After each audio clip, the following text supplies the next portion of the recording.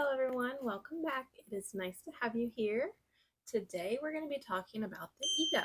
Now, I don't know about you, but when I started on this journey of discovering what the ego was, I had the most false perception of an ego.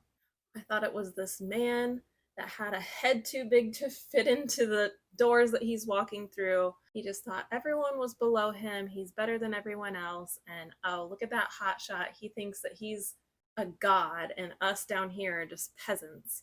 That was my perspective of the ego. When in reality, it's quite different than that. Now, in my opinion, ego stands for edging God out. Now, God for many people is something different. Creator, source, all that is, a man dressed in white sitting in a throne. An ego is created from our wounds.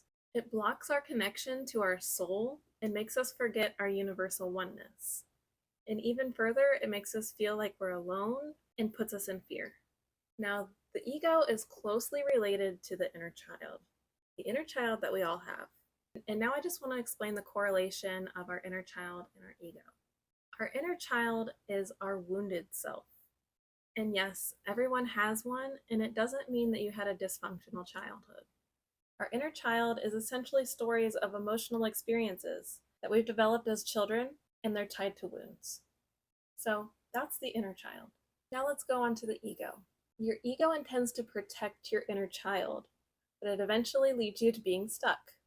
The ego is stories of us and who we think we are based on wounds. The ego can be emotional immaturity, tantrums, and most often, the ego puts you into conflict.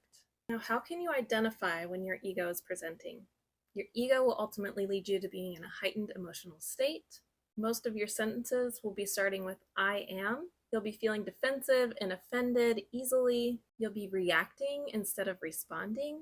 You'll often be defending, justifying, and reasoning, and have an emotional reaction when people express their own beliefs. It's good to get started to be aware of when the ego is presenting in your everyday life.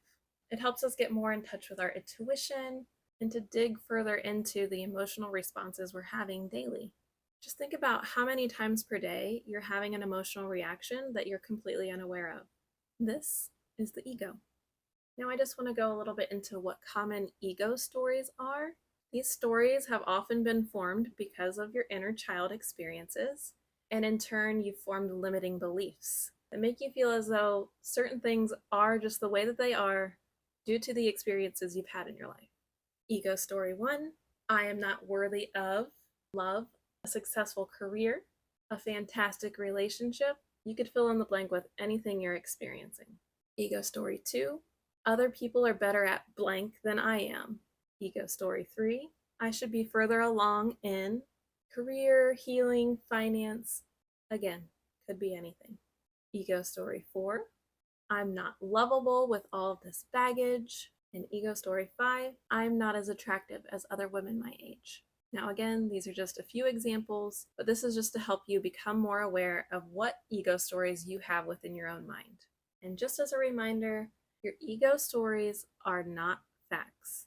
They are a result of your subconscious programming due to the childhood experiences you have that are now trying to protect you as an adult.